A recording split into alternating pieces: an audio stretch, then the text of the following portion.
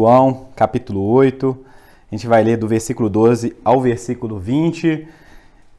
Vamos ler então? Então Jesus voltou a falar-lhes: Eu sou a luz do mundo. Quem me seguir jamais andará em trevas, mas terá a luz da vida. Mas os fariseus lhe disseram: Tu dá testemunho de ti mesmo? O teu testemunho não é verdadeiro. Jesus lhe respondeu: Ainda que eu dê testemunho de mim mesmo, o meu testemunho é verdadeiro, porque sei de onde vim e para onde vou. Mas vós não sabeis de onde veio, nem para onde vou.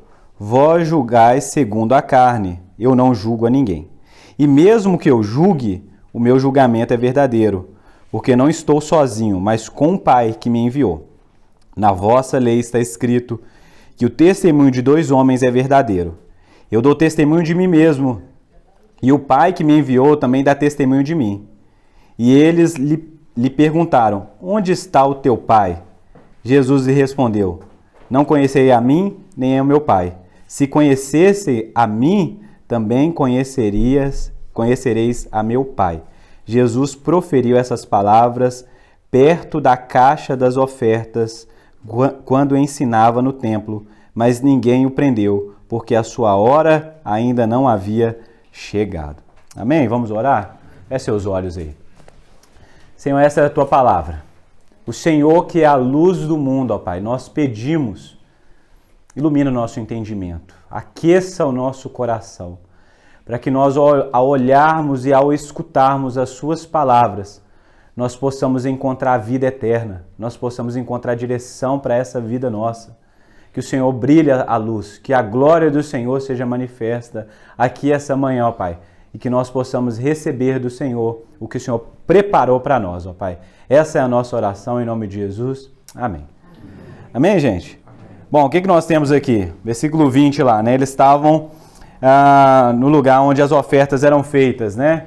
Estavam nesse pátio, né, externo ao templo. Jesus está no templo, ainda está ali logo na festa dos tabernáculos, né? A gente viu isso lá no final do capítulo 7.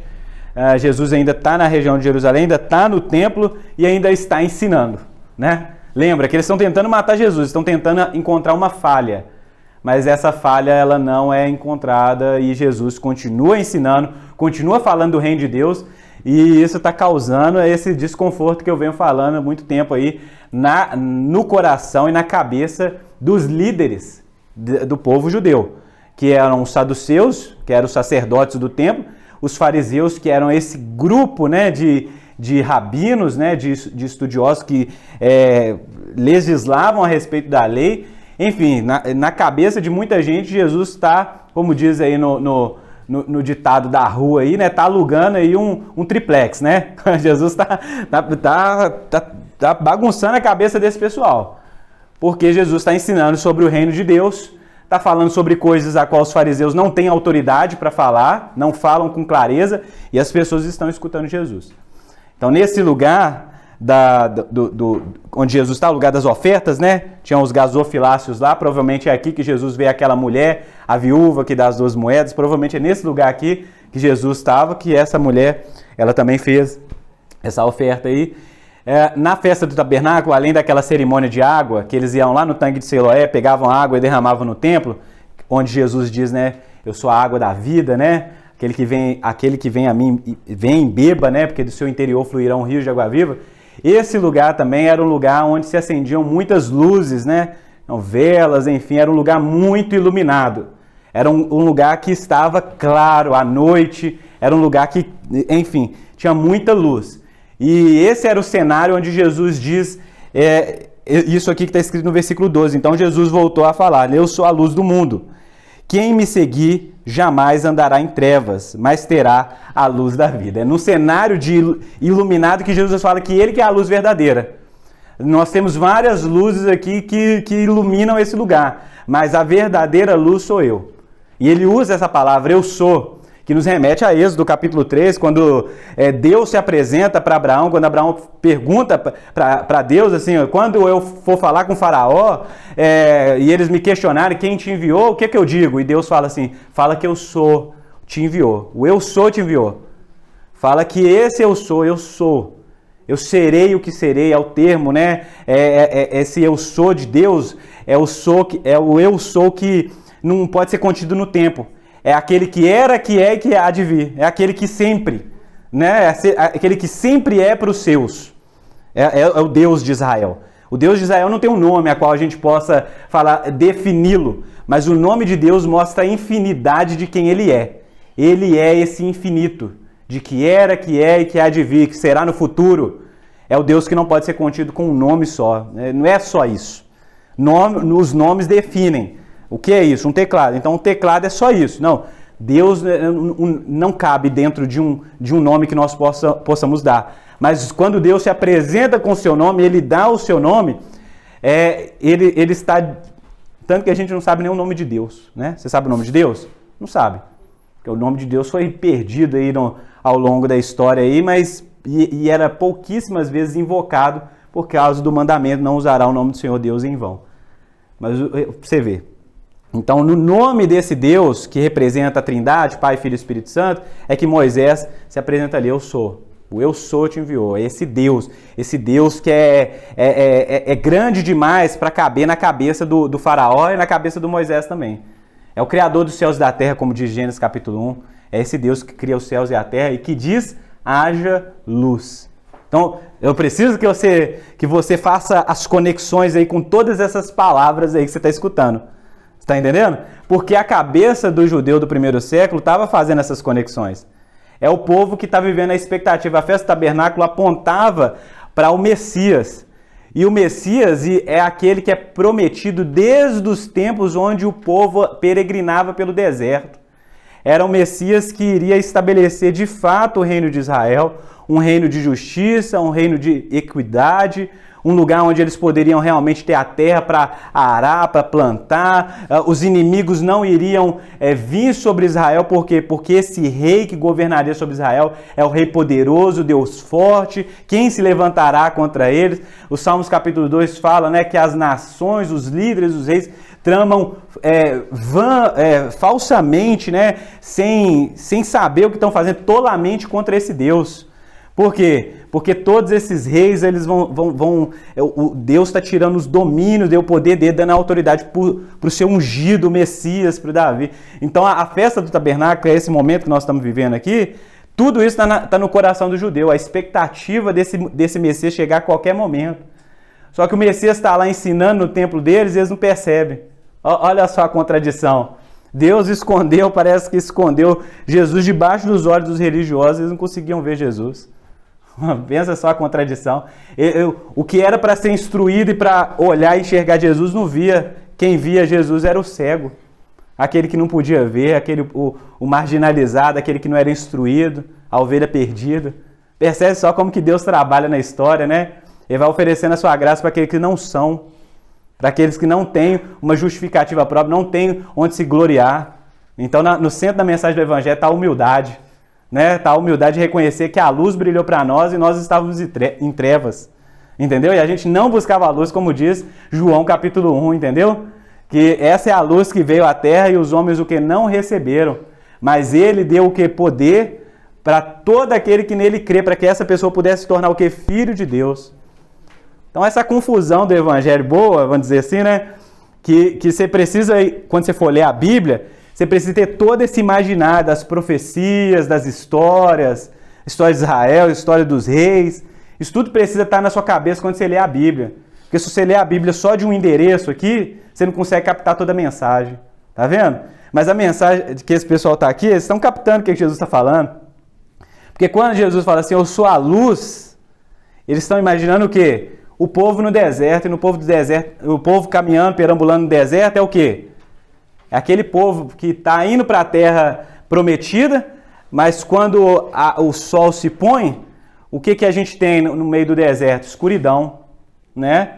Então eu estava contando para o pessoal mais cedo, que eu tive que ir na roça, lá da minha avó lá, e aí no primeiro dia eu cheguei muito cansado da viagem, daqui a pouco a gente dormiu, sério mesmo, antes do sol se pôr eu já estava dormindo, já de cansado, eu acordei tarde, não fui lá fora lá, porque não fui enfrentar lá aquela... Mas ontem eu estava... Foi ontem de ontem, eu estava lá fui lá pro quintal lá, né, pro terreno lá, e aí eu olhei pro céu. E aí você olha para frente e você não vê nada. Você não vê um palmo, é uma escuridão, é as trevas assim da escuridão, entendeu? Você não vê nada. Literalmente você não vê um palmo na sua frente, entendeu? Porque é muito escuro, não tem luz nenhuma, luz elétrica nenhuma. E você olha para o céu, você vê aquele tanto de estrela, certo? Mas você precisa andar. Você não está andando para o céu, você está andando para frente. Ou seja, se não tiver alguma coisa para te iluminar, para onde você vai? Que perigo é esse, entendeu? Agora imagina o povo no deserto, vê um céu estrelado, lembra da promessa de Abraão. Entendeu? Olha para as estrelas do céu. A descendência que vem de você, Abraão, ela será numerosa como a estrela. Ok, já tenho imaginado de Abraão. Mas como é que eu vou andar? No deserto eu não vejo o que está na minha frente. O que Deus provê para o povo? Vê como é que chama? Uma torre de luz, né? A coluna de fogo, né? Coluna de fogo.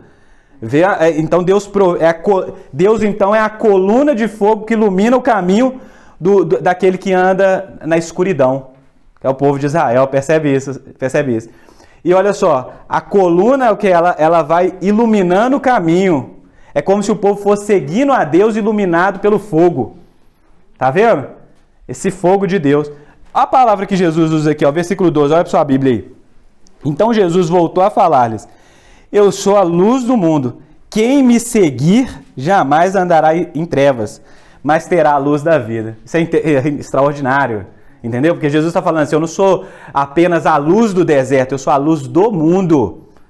E eu sou essa luz que está passando pelo mundo em trevas. E se a gente pegar também os textos de João capítulo 1, é a luz que vai dissipando todas as trevas. E as trevas não conseguem o quê? Suportar o brilho de Jesus.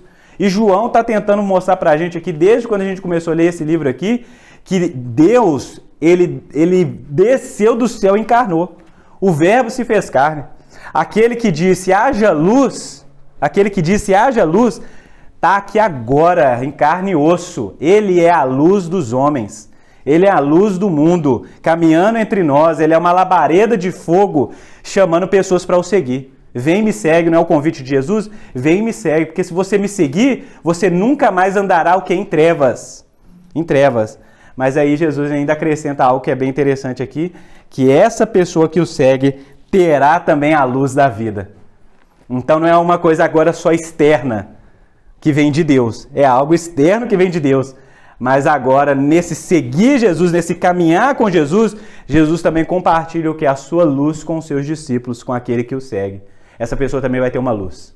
Do mesmo jeito que Jesus é a fonte de água viva e aquele que vai nele bebe e também recebe água viva, aquele também flui do seu interior água viva, agora essa pessoa que segue a luz, que é Jesus, essa pessoa também vai ter essa luz em si. Essa pessoa também ilumina. Ela também anda para iluminar. Por isso que Jesus vai dizer no Sermão do Monte, né, de que vocês são o sal da terra e a luz do mundo. Então percebe só, em um versículo, o que Jesus está dizendo para esse povo que está escutando ele. O mundo está em trevas. Vocês não perceberam isso? Esse mundo que vocês vivem é uma verdadeira trevas. Vocês não conseguiram entender isso até agora, mas eu estou aqui para dizer para vocês. O pecado cegou o entendimento. Vocês não conseguem enxergar a realidade. Não é só uma treva, é como se você estivesse no escuro e de olho fechado ainda. Que piorou tudo. Entendeu? É que você piorou mais ainda. Mas o pecado, ele trouxe essa névoa, né? essa escuridão para todo mundo, para os seres humanos. Os seres humanos estão perdidos. E além disso, vocês estão cegos. Mas eu estou aqui porque eu sou a luz que pode iluminar e dissipar essas trevas no homem, no ser humano. Nós temos mais uma mensagem aqui, que é a mensagem da depravação do homem. O pecado original, ele separou o homem dessa luz, como era no Éden, como era no jardim. De que o homem estava conectado a Deus diretamente, em relacionamento, esse conectado tinha comunhão perfeita com Deus, né? Era o caso de Adão, tinha comunhão perfeita com Deus, mas o pecado, ele separa o homem dessa comunhão e automaticamente lança o ser humano nessa escuridão, nesse abismo de que nós não sabemos mais nem para onde ir, nós não sabemos mais quem está na nossa frente. É tudo sobrevivência, é tudo escuridão, é tudo caos. é desesperador. É desesperador como você ficar em um lugar no escuro sem saber para onde ir. Se eu dou um passo, o que tem na minha frente? Então fica difícil para o ser humano se mover, porque se mover em trevas não é algo fácil. Tá percebendo isso? Então a gente precisa olhar para a nossa realidade, a realidade desse mundo que nós vivemos, e perceber que o ser humano sem Deus é um ser humano em trevas. E às vezes as pessoas, enfim, às vezes se apresentam para nós falsas luzes, certo? Luzes de conhecimento, de racionalidade, luzes filosóficas, projetos de vidas, projetos de identidade. Você percebe isso? As luzes que nos prometem iluminar o nosso caminho, iluminar o nosso entendimento, são essas verdades, essas falsas verdades que o mundo nos oferece. Entendeu? De que quando o governo X ou Y ascender ao poder, nós vamos experimentar paz. Tá vendo? Quando você arranjar o trabalho A ou B, ou for promovido para o C ou D, aí sim que sua vida vai fazer sentido. Quando você trocar do carro esse para o carro outro, aí que você vai ver realmente o que é alegria.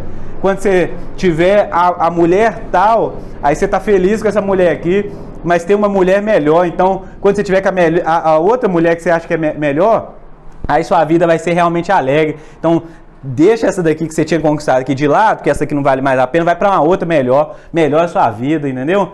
Então você fica essa busca, entendeu? Desses brilhos que na verdade não ilumina nada, né? Só ofusca, só chama a nossa atenção, como a luz chama a atenção desses bichos, né? Da noite, que o bicho vai para a lâmpada e vai e experimenta a sua morte na luz, na lâmpada, entendeu?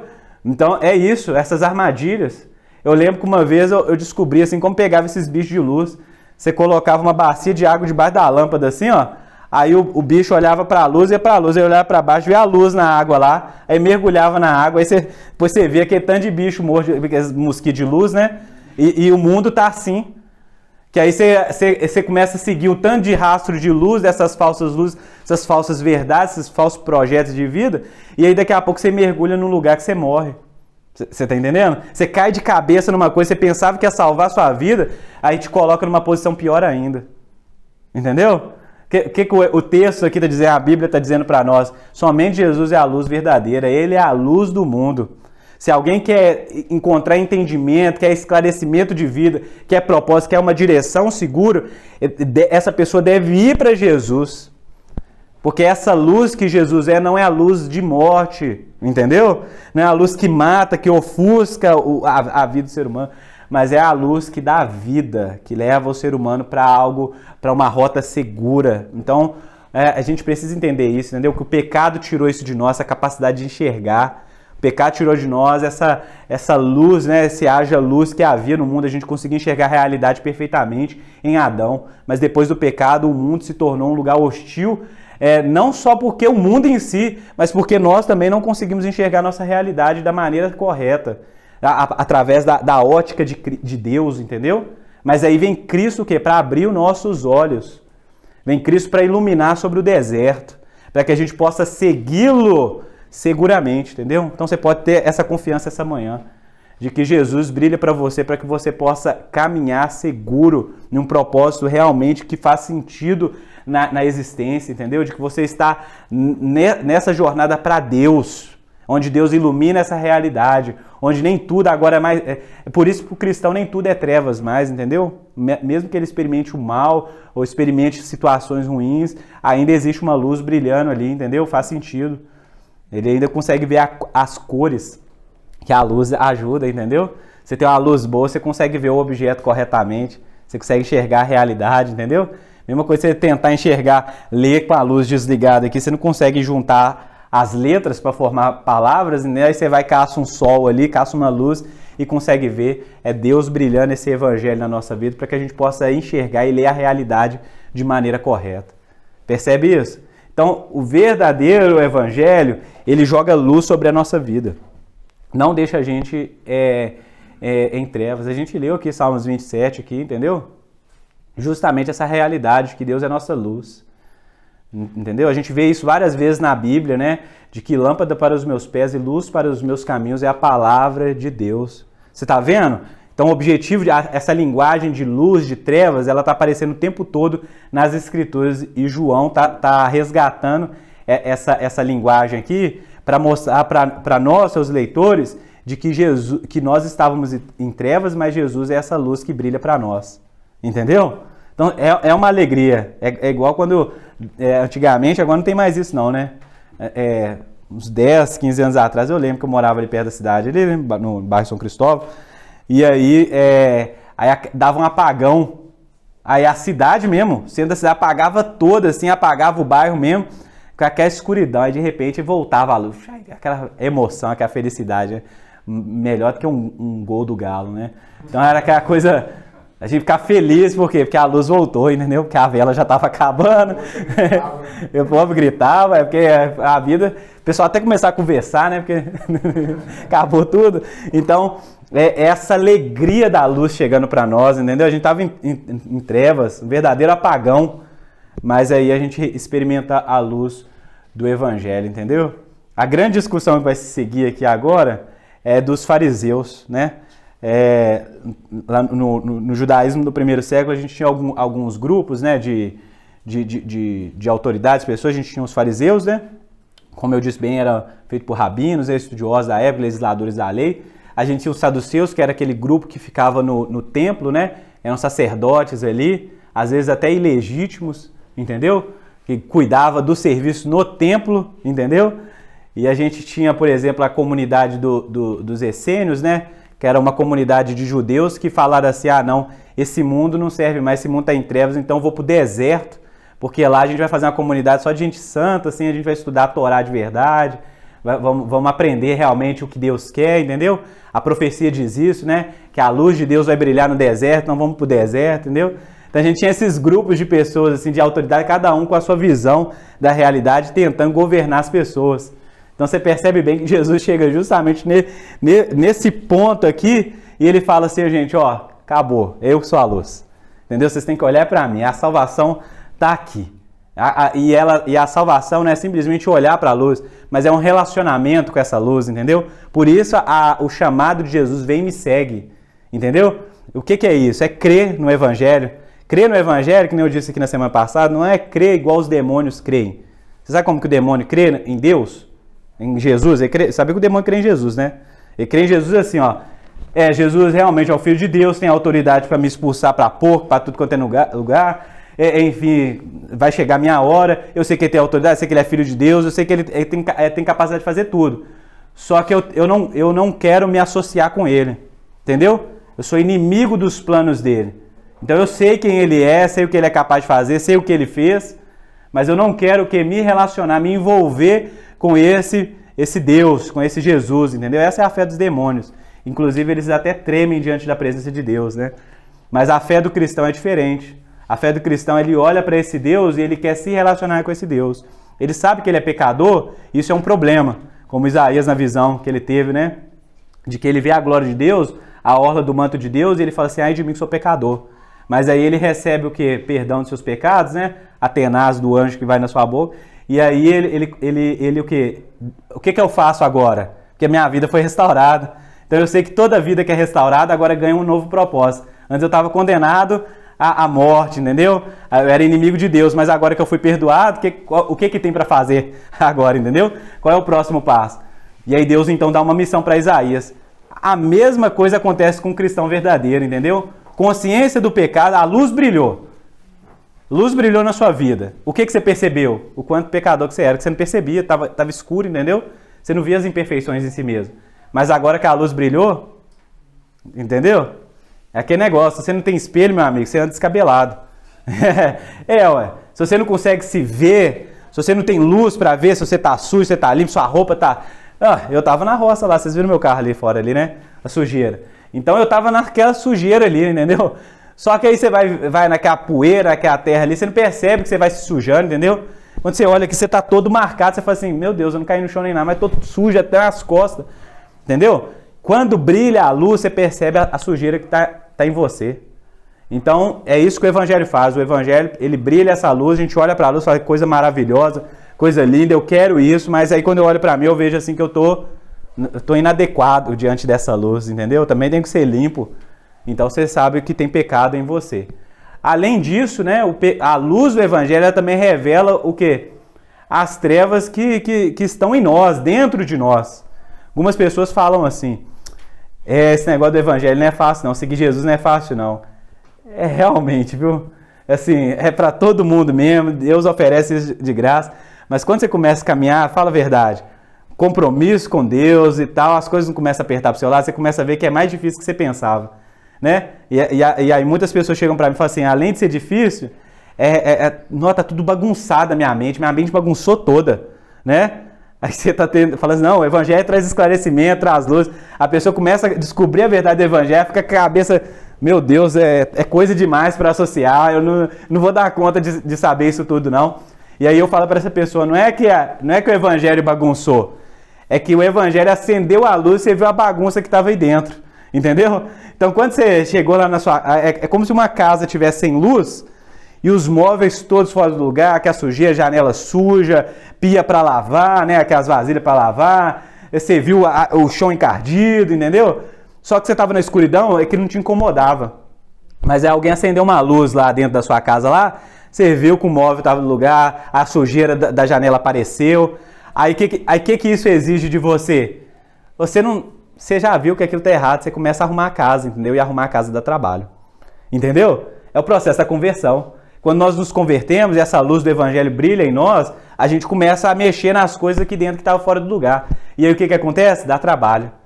Você vê que lavar uma vasilha não é coisa de uma hora para outra, entendeu? Você tem que ir lá, copo por copo, talher por talher, tira o sofá do lugar, passa uma vassoura, passa um pano. Dá trabalho, entendeu?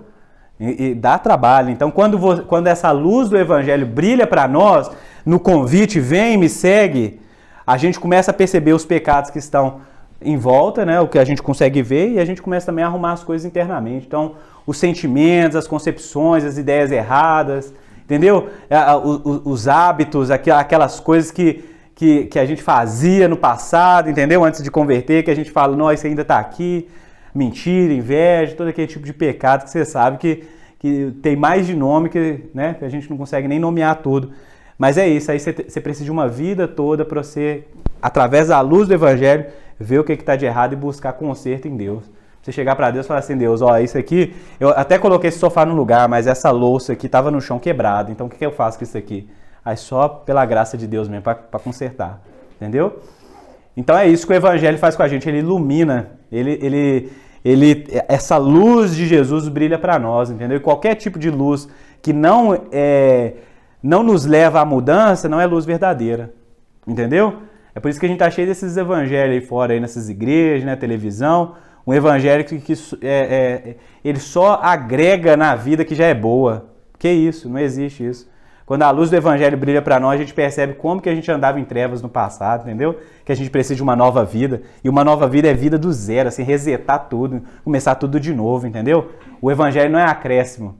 Não é acréscimo. O Evangelho é a única verdade, entendeu? É o único caminho, é o único lugar onde tem vida, né? E isso aí faz todo sentido quando a gente olha para Jesus, porque Jesus está o tempo todo falando que Ele é a luz, que Ele é a água, entendeu? E o questionamento desse grupo de fariseus aqui é justamente esse: ninguém dá testemunho de si mesmo, entendeu? Senão essa pessoa é mentirosa, que a lei dizia que você precisava de duas ou três testemunhas para testificar qualquer coisa, né? E Jesus está falando de si mesmo aqui nesses pontos, nessa declaração. Só que o argumento de Jesus é o seguinte: quando eu falo isso, eu nunca falo sozinho, meu Pai dá testemunho de mim. Entendeu? Então isso aqui eu não falo por mim mesmo, mas meu Pai sabe que isso é verdade, Deus sabe que isso é verdade, que eu vim de Deus. E vocês não conhecem nem Deus, porque se vocês conhecessem, vocês iam aceitar meu testemunho. Né? Se vocês conhecessem meu Pai, quem é seu Pai? Esse tipo assim, olhando para a multidão, né? Cadê seu Pai? Não estou vendo seu Pai aqui não. Entendeu? E Jesus está falando, vocês não conhecem Deus mesmo não. Porque se vocês conhecessem, vocês iam conhecer o Filho de Deus. Que nós somos a mesma pessoa, entendeu? Nós somos o mesmo ser. É o que Jesus disse para os seus discípulos, quem vê a mim, vê o Pai. Então Jesus é o rosto de Deus na terra, entendeu? Então você quer conhecer a Deus? Existe um caminho, qual que é? Jesus. Então, Deus é essa fonte infinita de luz. Mas se você quer ver a face da luz, você tem que olhar o quê? Para Jesus. Tá vendo? Para que você possa se maravilhar com essa face da luz no rosto de Jesus. A glória de Deus, entendeu? Já tem um texto no nosso site sobre isso. A glória de Deus na face do Filho, né? Então você precisa perceber isso, entendeu? De como que o Evangelho nos aponta totalmente para Jesus. Não existe outro caminho para Deus a não ser Jesus. Então, assim, tem várias religiões no nosso mundo, entendeu? Nós temos diversas religiões, até o evangelicalismo mesmo apresenta caminhos que às vezes não passam por Jesus. É incrível isso, entendeu? Como a igreja evangélica não passa por Jesus para apresentar a salvação para as pessoas. Não fala sobre Jesus, não prega sobre Jesus. Só prega sobre demônio, prosperidade, batalha, inveja, faz tudo, mas não fala sobre Jesus. É incrível como uma igreja dessa se chama evangélica, entendeu? Então é a vergonha, a gente vive um momento de trevas também, entendeu? Nesse sentido. Então a gente tem que apontar para Jesus e levar as pessoas a esse entendimento de que somente em Jesus há essa luz, essa verdade, essa vida, né? Vou fazer um teste rápido para você aqui. Pergunta para um cristão, assim, quem é Jesus? Para ver o que ele te fala sobre Jesus, entendeu? Se você tem dificuldade com isso, isso significa que você tem que buscar mais Jesus, entendeu? Não é que você precisa saber tudo, não, né? Não se compara comigo, não. Né? Que às vezes o pessoal fala, o Thiago, beleza, eu estou sempre estudando, você não precisa se comparar comigo. Mas assim, existe uma coisa básica para um cristão saber sobre Jesus, entendeu? Você tem capacidade de argumentar sobre isso com um amigo, né, de falar assim, o que Jesus fez, a cruz, entendeu? A glória de Deus. Se você não sabe, isso já é um alerta para você hoje, entendeu? A luz do Evangelho brilhando sobre sua vida, você tem que buscar mais conhecimento de quem Jesus é e aquilo que ele fez, certo? Mas a gente precisa ter essa busca de Jesus, entendeu? Não tem outro caminho a seguir, tá bom? Espiritismo não fala sobre Jesus, né? Qualquer outra coisa aí, budismo não fala sobre Jesus, nem todos os caminhos levam a Deus, viu, gente? Essa ideia de que uma pessoa é boa, trabalhador, honesto, faz obra social e tal, tudo bem, não tem problema não, a graça comum de Deus, a gente já tem uma resposta para isso, entendeu? Deus, ele usa qualquer pessoa que ele quiser, não precisa ser crente para Deus usar para fazer o bem, não. Isso faz parte do domínio dele, entendeu? Ele usa qualquer um mesmo, não tem problema, não precisa ser crente para Deus usar. Que a glória dele não está limitada aos crentes. Entendeu isso aí? Você pegou isso aí? Deus não está limitado aos crentes, entendeu? Os crentes estão aqui reunidos aqui para ser igreja, para ser esse testemunho desse Deus. Mas Deus não está limitado a crente, a gente que, né, como nós aqui. Então Deus pode fazer o bem através de qualquer pessoa que ele quiser, através de qualquer coisa que ele quiser. Entendeu? Então, a gente precisa saber o seguinte, quando as pessoas falam assim, não, mas todos os caminhos levam a Deus, precisa ser honesto, precisa fazer o bem, precisa não sei o quê, a pessoa está fazendo até uma coisa louvável, entendeu? Mas não necessariamente ela está sendo guiada a essa luz que é Jesus. Onde nós conhecemos Jesus? Na palavra de Deus. Você quer que a luz de Deus brilhe sobre a sua vida? Tá aqui, ó.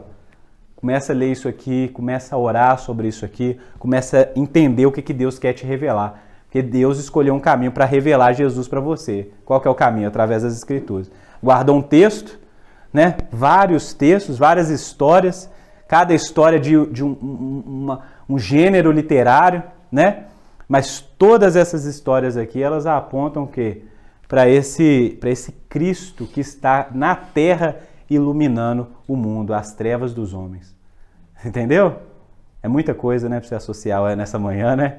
Mas olha só, o Evangelho é riquíssimo demais. Você olha para um versículo como esse aqui, a gente tem que pensar, porque esse versículo é usado muito no nosso tempo, de Jesus é a luz do mundo, entendeu? Às vezes a gente vê isso até em carro, entendeu? Mas o que isso significa de verdade, entendeu? Então a primeira coisa que eu quero chamar você aqui hoje é o quê?